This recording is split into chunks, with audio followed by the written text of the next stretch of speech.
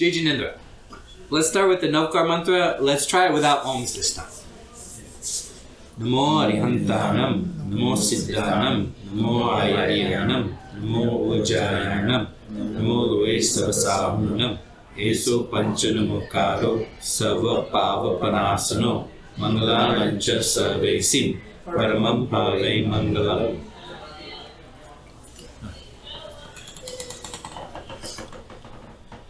Life is not a game, but it does have the qualities of a game. For example, like a game, life has rules that we call laws or norms. And like a game, people try to break those rules to get ahead. Like a game has a piece that you move around the board, or a player character that you move around a video game. In your life, you have a body that you move around the world. Like a game, life has a scoring system. Some people think that the scoring system are the numbers in their bank account. And that the more numbers there are, the higher the score, the better they're doing at life. The lower the number, the lower the score, and the worse they're doing at life. Some people think the scoring system of life is happiness. However, and if that can be measured. The people that are happier are doing better at life. And the people that are not as happy are doing worse at life. Thank you for everybody who's joining us. We're talking about games today. Like a game has rolls of the dice, life also seems to have an element of chance attached to it. That is, you can do everything right that is in your control to do, but if you get a bad break, it'll all fall apart. And also, you can act in every way that would make everybody else fail, but if you get a good break, then life will lift you up out of the problems that you caused yourself.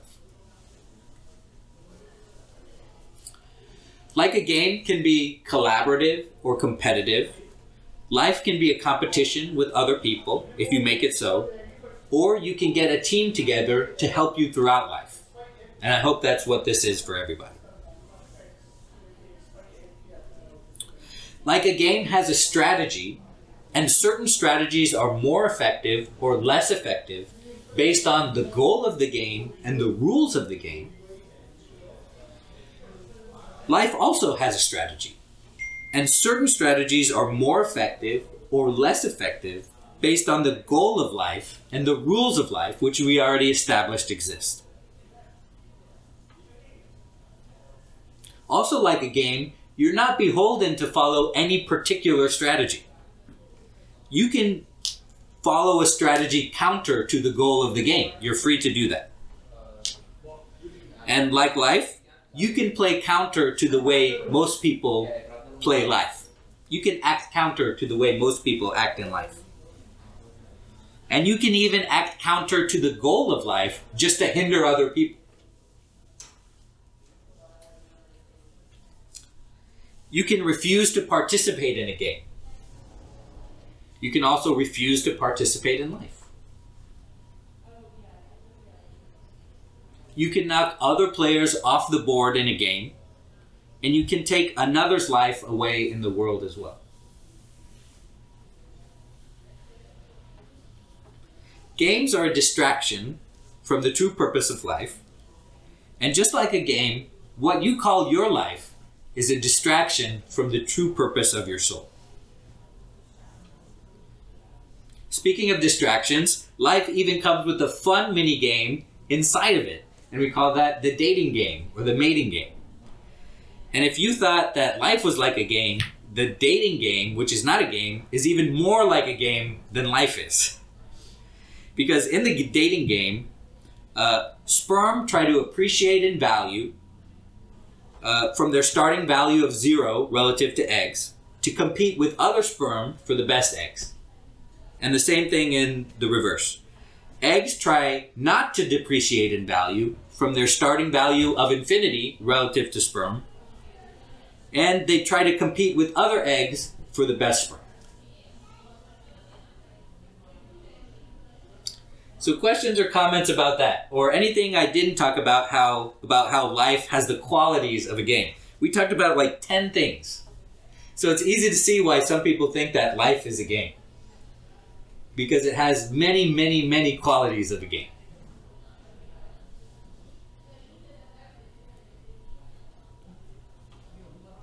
Yeah, I think, like you started with,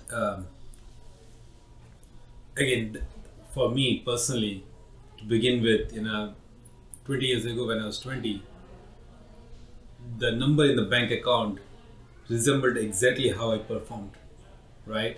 Eventually, as it progressed, maybe 5 years back, maybe in 2016, 2017, when the number was enough for me that I have achieved it, now it turned into is the quality of life or happiness, right? Mm-hmm. So now I measure it both. Do I have enough time in my life to enjoy the money that I've made, right? So my goals have shifted, but again, I think life is a game. Right. Unless otherwise you convince me to. Well, let's talk about how life has some qualities that are not a game. Yeah. Most games are balanced, but life seems not to be fair. That is, most games give all the players a reasonable opportunity to succeed based on how they play. But in life, some people start out with unbelievable advantages. And some people start out with disadvantages that are insurmountable. That is, no matter how they play, they will never overcome them. So in that way, life seems to not be like a game. Games usually have a win condition. Life seems to not have a win condition. So do you still think life is a game? So again, going back to your first one, some people have super disadvantage to begin with, whether it's a handicap or whatever it is, right? I think of that way. But wouldn't that be going back to your karmas? Now again, maybe I'm getting distracted from what we're talking about, but maybe somehow, somewhere in previous births, my soul must have done some karma that is affecting in this life. Right. So, I don't know where this is going, but I think that is the disadvantage for me in this life. Mm-hmm. But could have been an advantage for me maybe 10 births ago. Right. So. That's true. So what I just told you was not looking at it from the perspective of Jainism. Oh. Right? So now let's filter what we discussed through the lens of Jainism. Very good point. The first thing to remember is that Jainism is life, and Jainism is the truth. It's not just something we think about on Sundays, right? It's something that happens to us on Monday and Tuesday and Wednesday too. It's going on all around you all the time. And one of the things that we're trying to do is keep an eye on that and take Jainism out of the classroom, right? So now, what is the win condition of Jainism? What is the win condition of life? Nirvana. Exactly. There is a win condition. So that's contrary to what I just told you when we weren't looking at it from the perspective of Jainism, right? Most people think there's not a win condition in life, or that the win condition is something vague, like I'm doing well enough, I have my family around me, or something like that. Hey, come on in. Hi, come on in. How are you doing? Good, how are you? Oh, I'm fine. I'm Timur. Abhishek. Abhishek, how do you do? Have a seat, please. Sorry. No problem. So he's a new student, Abhishek. Oh, great. Great to have you. Today we're talking about if life is a game or not. And what we just finished discussing what the qualities of a game are and how that applies to life. So for example, life has rules, life has a scoring system, life can be competitive and collaborative. We just did a list of about 10 things. Okay. Now we're talking about how Jainism applies to that. So can you tell me again, what's the win condition of Jainism that is the win condition of life? Nirvana. Nirvana. Moksha, right? That is a win condition. So we had just previously said that life didn't have a win condition, but it actually does.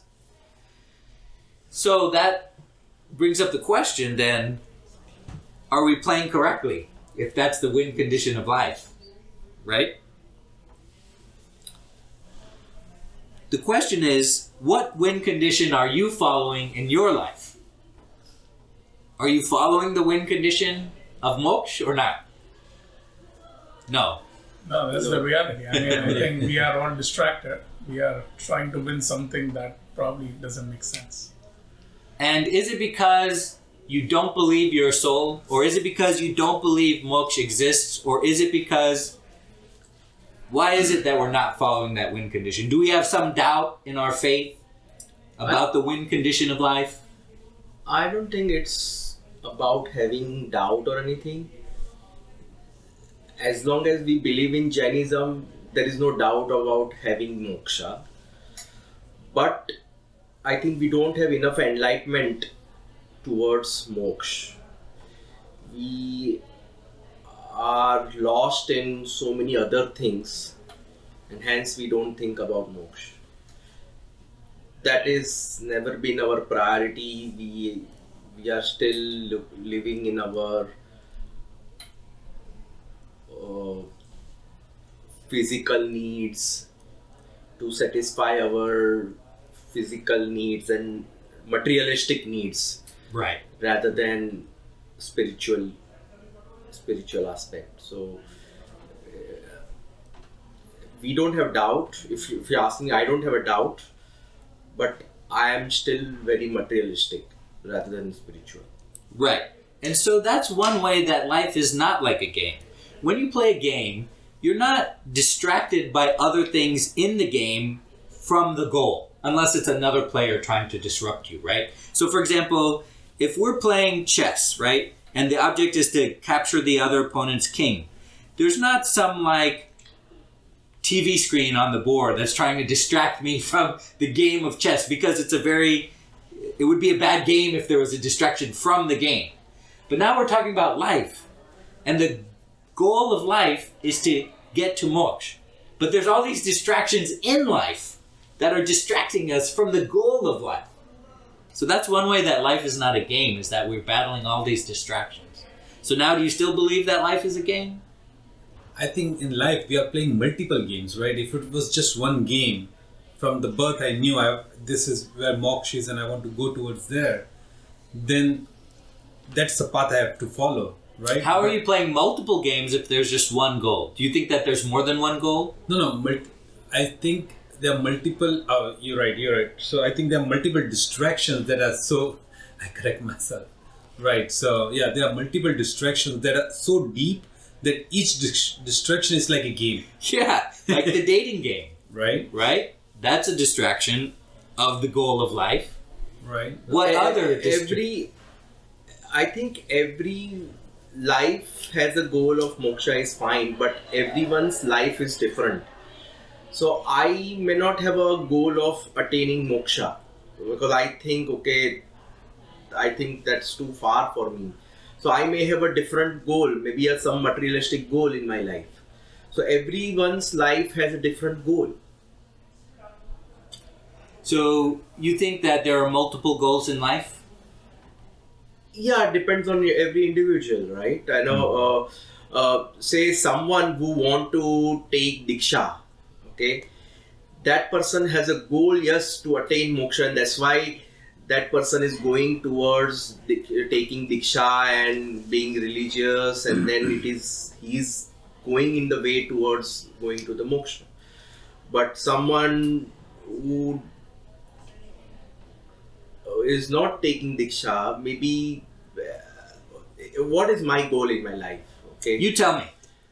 my goal in my life is, yes, I want to earn so much of money, I want to have a family, and I want to make my kids successful in their life.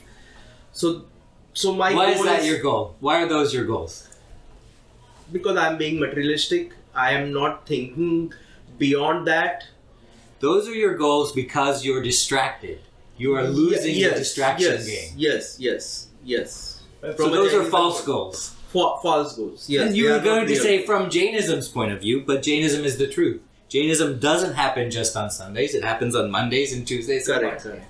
So your goals are false goals that the distractions have made you think are true goals. Correct. Yes. Correct. These distractions are also your responsibilities. If when you have a family, when you have to meet their needs, make sure that they're happy and healthy. That's a distraction from the life's goal, which I think is also a little self-serving. Absolutely. We've never shied away from very hard truths in this class, and that is you're responsible for your own soul, and your wife is responsible for her own soul, and your kids are responsible for their own soul. And so Jainism is in fact in that respect, a very self-serving religion. Some people criticize it for it, but we've never shied away from speaking hard truths in this class, is that you're responsible for your own soul. And yes, from a certain perspective, your family, just like the dating and mating game, is a distraction that is taking you off the spiritual path. That's correct. So we talked about the win condition. Let's talk about the other things that we mentioned were the qualities of a game. What are the rules of life? Before we looked at it from a Jain perspective, we said the rules we call laws or norms. But what are the rules of life? Are they laws? Are they norms? Yeah, the honesty. 5 laws. Right, yeah. The rules of life are the 5 vows is a part of it. What's the best way to explain it? It's the metaphysics of Jainism. That is, it's the fact that your soul exists, and when you do an action, then karma binds to your soul. It's the 9 elements. Does anybody remember the 9 elements?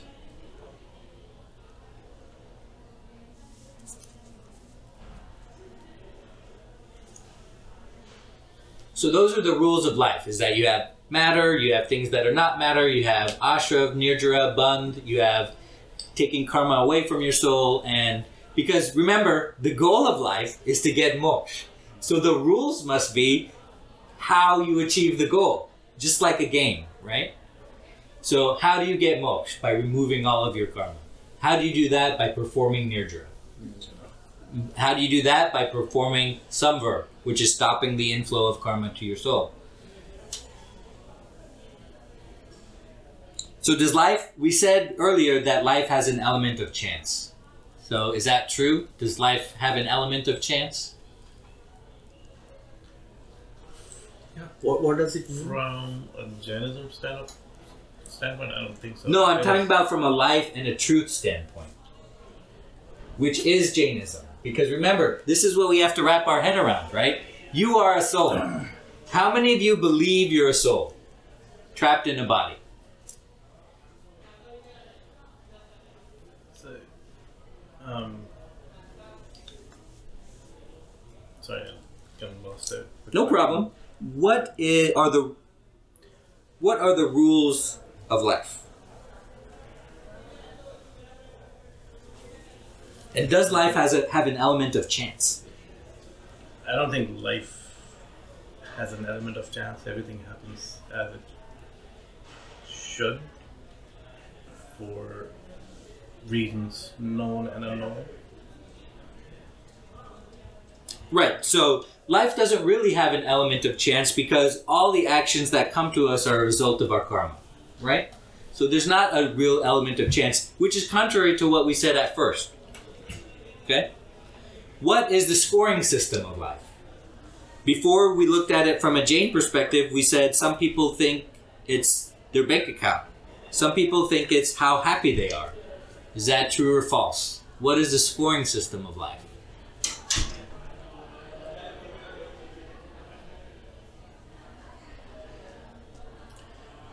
It's again defined by external factors. So if you're looking at materialistic things, it's how successful you are, how happy you are with your family, and the scoring from a if your goal is to attain moksha, it's yes or no. It's like a singular answer to it. How do you get to moksha? By removing your soul from all Right. the So the Life. scoring system of life is how much karma is attached to your soul. Very good. That's the scoring system. Some people think it's a bank account that goes up and down, but it's not. It's the amount of karma attached to your soul that goes up and down. And I can tell you that some people are doing better because they have less karma attached to their soul, because they're closer to the goal of achieving moksha, and some people are doing worse because they have more karma attached to your soul. Give examples of those karmas, how to count those, and some tools to keep track of it. Sure, absolutely. That's in the book. On page... Oh, everybody has a different page number. But it is... How to count karma. That will be chapter 16, Ashram. That will tell you all about karma, the 8 types of karma, what you can do to get that karma, and how much they count.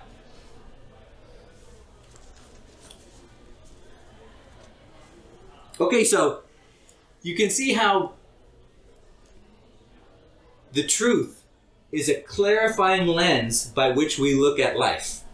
That is, before we talked about, well, the scoring system is the bank account, it's how happy you are, it's external factors, but the answer is very easy when we consider the truth. The scoring system is how much karma you have. Before, the goal of life was, well, maybe, there's no goal, or maybe you want to be happy, or maybe you want a nice family. No, there's a goal. The goal is moksha, okay? So you can see how Jainism increases the quality of your life by providing this clarity for you. And that it's like a razor through all the ambiguity that people face throughout their lives. And that is, if you really believe you're a soul, there are answers for everything. Okay? Okay, so let's keep on trucking here. We said life doesn't have an element of chance. We said that life could be a competition or a collaboration. Is that true?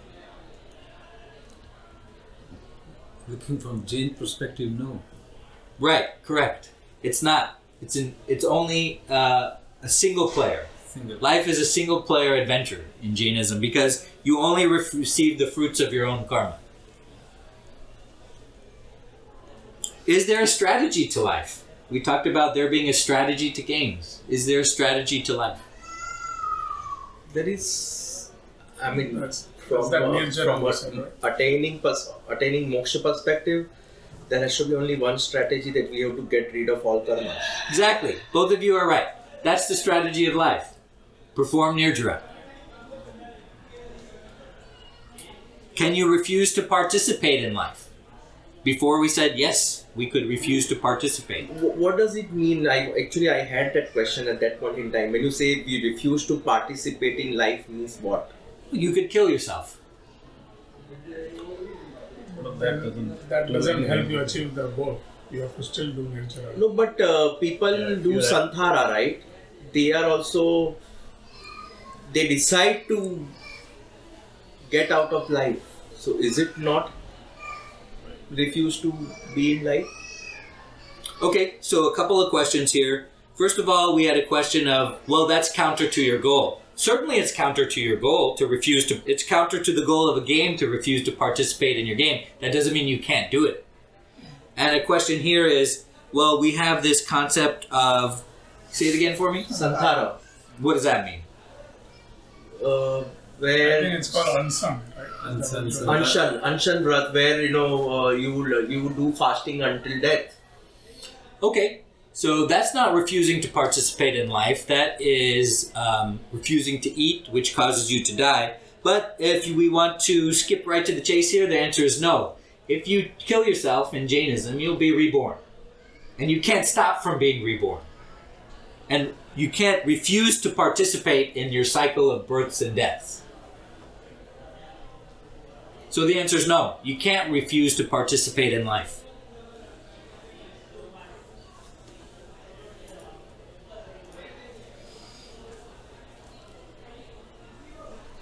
We said previously you can take away someone's life. Is that true?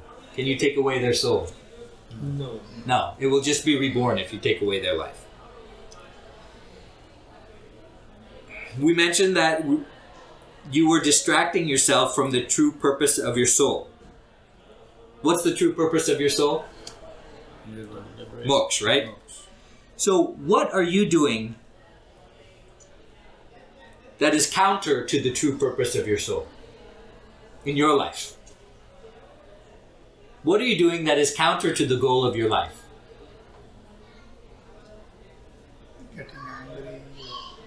Getting angry. Getting angry? Pretty much Yeah, everything. Pretty much everything you're doing is counter to the goal of your life. We're all losing. We're all losing very badly. Okay? But guess what? We're not losing as bad as some other people. We're all losing tremendously bad. Tremendously. There's a mountain of... The karma attached to your soul is like a mountain of dirt. And it seems impossible because we just scrub off a little bit at a time. Okay? But other people are doing much worse. The simple fact that you're here means you have the opportunity to get better. Okay? Other people don't have that opportunity because they don't have the right faith and the right knowledge and the right conduct. We're just working on the right conduct now. Right? We're like 2/3 of the way there. And still it seems insurmountable. Okay? So I'm telling you, you're losing very badly, but you're not losing as bad as other people. Before we said life was not fair. Is that true? No, because whatever karmas it's basically the pap and punya which comes back. Right. So it is a fair game. Yes. From that perspective, whatever, if you've done good deeds, good things will happen to you. And whatever bad things are happening is because of something that you've done in either this birth or one of the previous births. So. Exactly right. So the answer to is life fair is yes. And every time you guys tell me from that perspective or from Jainism perspective or looking at it from that way, I know you don't believe you're a soul. You're telling me you don't believe you're a soul. Because you would talk differently if you believed you were a soul. Right?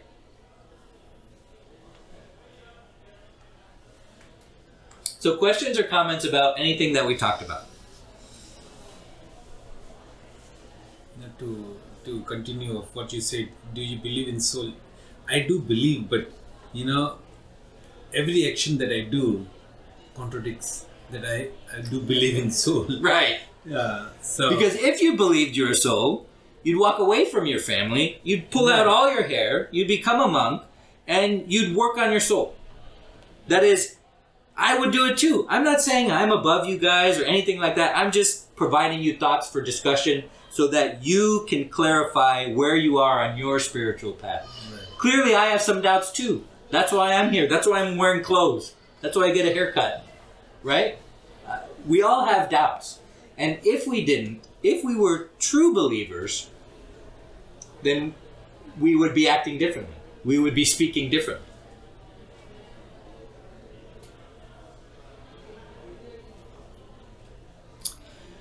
So maybe one good thing to talk about next time, I think we've talked about it before, but it's time to talk about it again, is the evidence for the existence of a soul.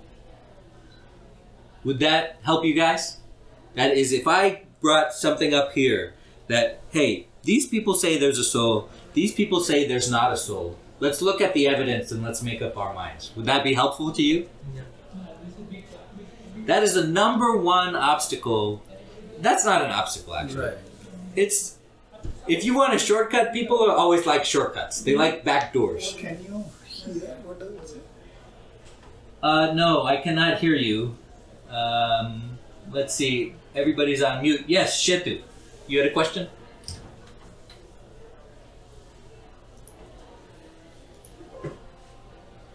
Okay, so let me see the settings here.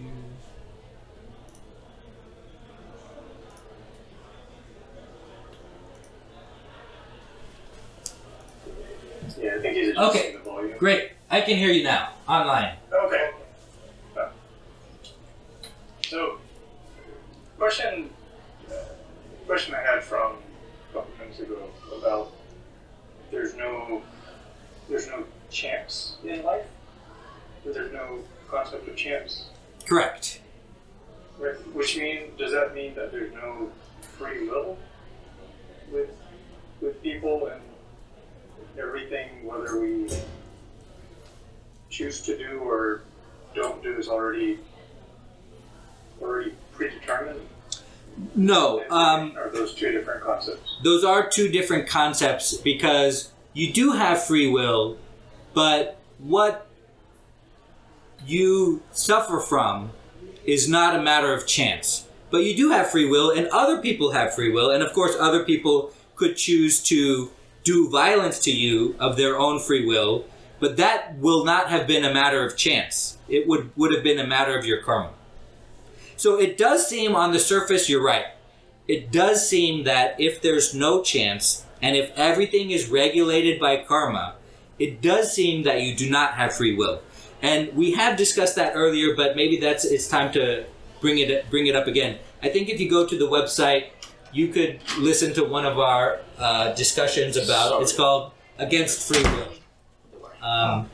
If you want to explore that a little bit. Yes, Bhavesh.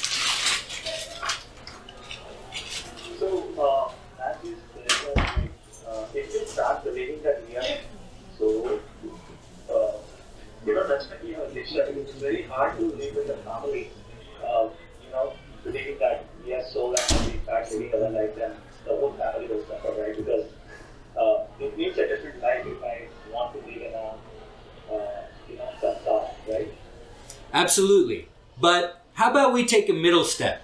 How about we start believing we're souls, and we start believing our families are souls, and we start believing our children are souls that the same age that we are?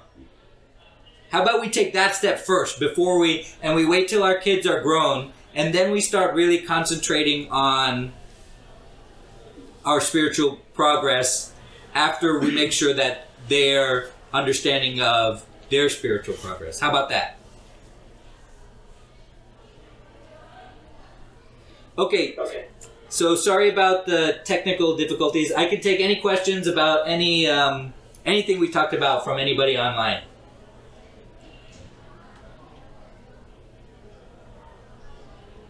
Okay, so I was saying that it's not true that it's the only thing to do. It's not true that that's what's holding you back, okay? Believing you're a soul.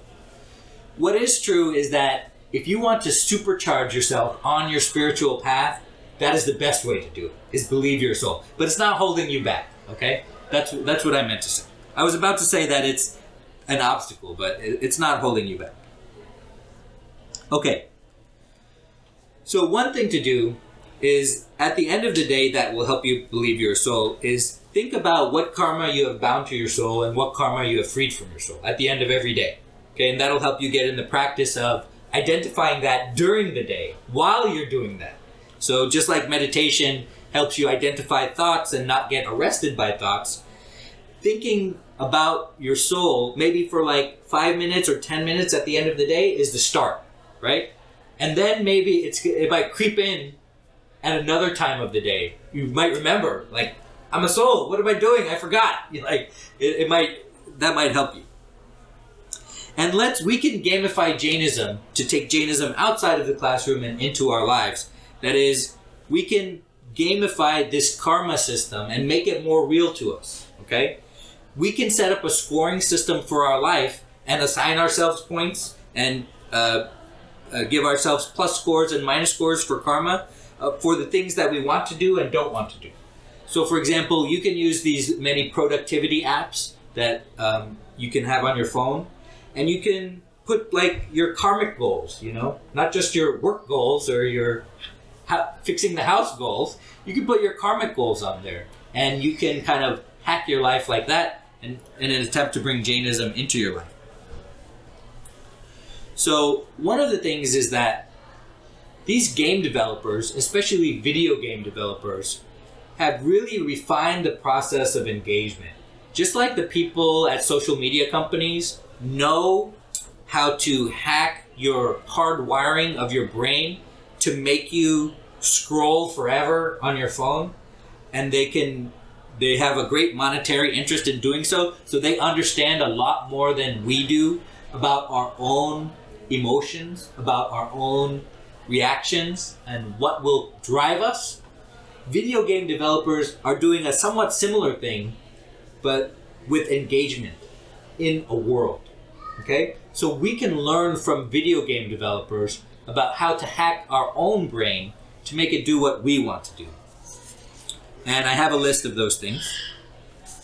So video game developers know about experience bars. That is, they measure our incremental progress. It's very hard for us to know if our karma is going up and down. There are ways to do it, okay? But it's very hard for us to know. But it's very easy when you're in a video game to see how much health you have, how much experience you have. It's very easy to see it go up by a little bit, okay? So we need visualization techniques to visualize the truth and make Jainism more real for us rather than karma in the air, okay?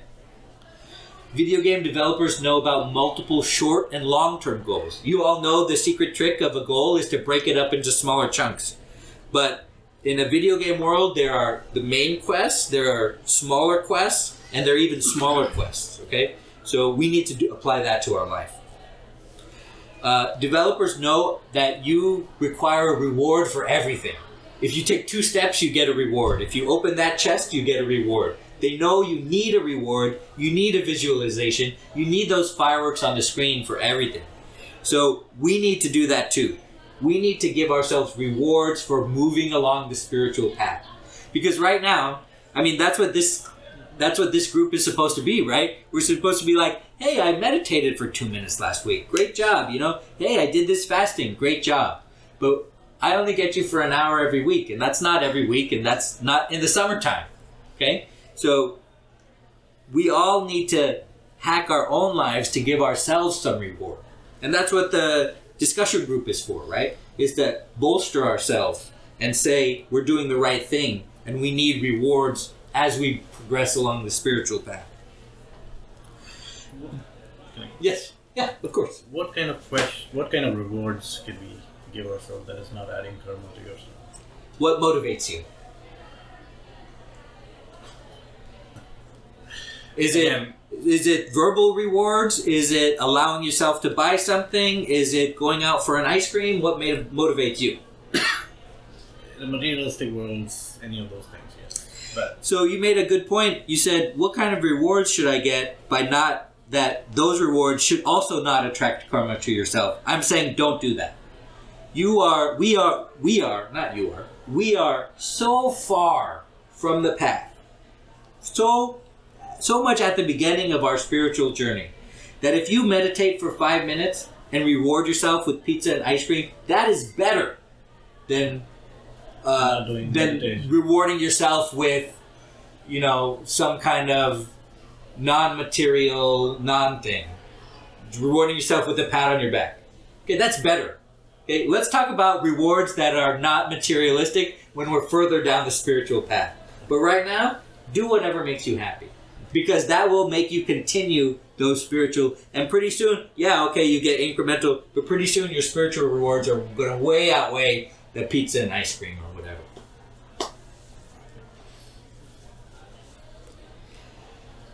So developers know about rapid, frequent, and clear feedback. That is, they clearly link actions to consequences, so you understand how the game world works. Like, oh, I got a key. Well, there's the door. You know, that's at the beginning of a game to understand this system, and especially really obtuse systems, okay? This is going to be very hard. This kind of dovetails into the reward one. That is, we need a lot of feedback. You know how easy it would be if I felt something every time karma attached to my soul? You know how easy would life be? None of us would not believe we're a soul if that happened, right? So we need to implement those feedback systems ourselves. Yes, Bhavesh. Looks like you're on mute.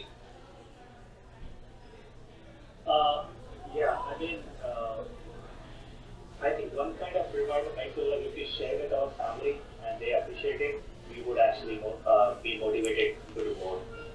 Absolutely, I think that's great.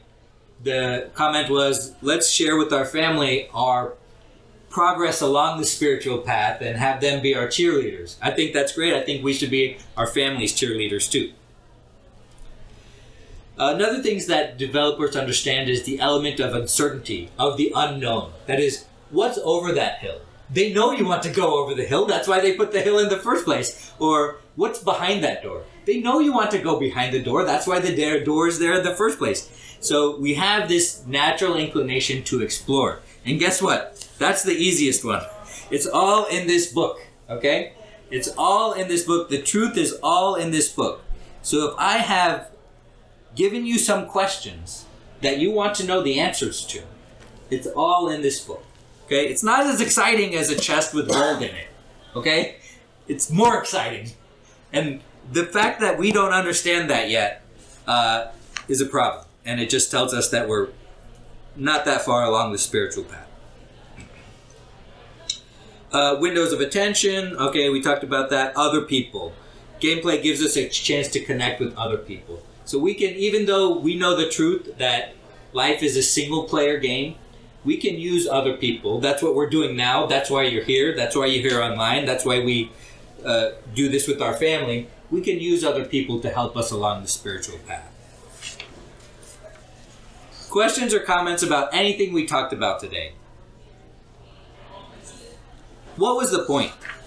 The point was to take Jainism outside of the classroom and use game principles to enhance your life.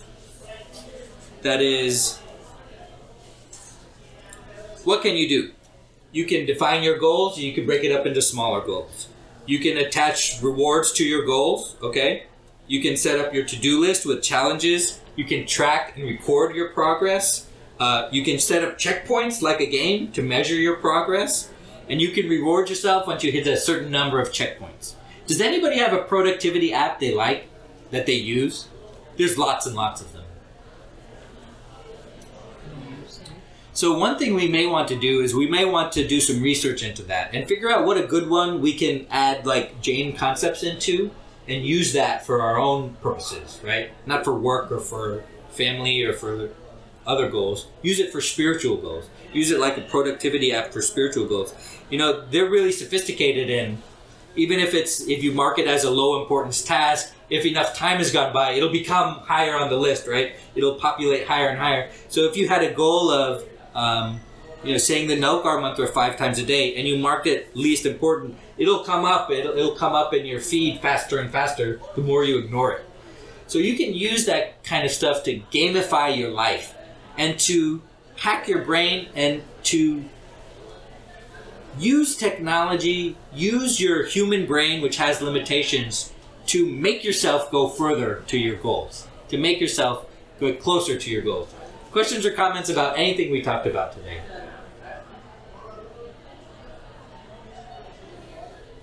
Okay, so we have an update for our art project? Yeah, so far we have collected $320. I just got some contribution now also. So now I have to hand it over to the procurement team. So I have sent a message to Mihir. So find out how he wants me to hand over the money to him so that they can go ahead and do the procurement. Great. And so even before you hand it off, the procurement team can start work because they have about a budget in mind, right? So they can start work, and they need to get in touch with the approval team. So I think the approval team needs to get approval for anywhere we want to put it, because that will help the procurement team decide like how big it should be, right? The size of the piece, right? If we don't get approval, then we have to work with what we have here. If we do get approval, we can get something bigger. Things like that. Any other questions about our art project? So Mike, I do have a question actually. Yes. So one question I have is, maybe I need to better write it, but what I'm looking for is I'm looking for input from everybody who's contributed, and more than that, everybody who's participating in that class, of what is their idea. I guess part of this, and it's not that that was at least my thought, is like, we'll get the idea on the team, and then we will get moving on that part. Don't look for input from everybody. Nobody will have good input for you. I selected the team because the committee will have great input, better than any input that we could have. Okay. So just get the input from the committee. Don't get it from the broader group. Okay. Sounds good. I'll reach out to them and see their idea. Okay. One question I have. Sorry to go back on the topic. I guess it's a bit late on asking the question, but it was amazing to see gamification. And just something that popped into my mind. Can we have a gamification for a game that takes you to books? Yeah, that's been on my list of things to do, my very long-term projects for a long time, is to make a video game about Jainism. Here, of course, we talked about gamifying our life to practice Jainism, but I've just wanted to make a straight Jainism video game for a long time. That's one of my dreams. I'm not very close to accomplishing it. Okay. Well, thank you for that. It was very interesting. No problem. Sorry about the technical issues earlier. I know what the issue was, so now I'll check for it before we get started. Other questions or comments about anything? We say soul is singular, right? What happens when you do attain moksha? What happens to the soul? So when you get rid of all your karma, your soul goes to a place called Siddhasila, at the top of the universe. And there it gets to experience all the qualities that it has inherent inside of it without any obscuring that the karma does. And those qualities are infinite knowledge, infinite peace, infinite contentment. And a lot of times we think that it seems kind of boring. They're just sitting there, experiencing happiness. But it's very much more active than that.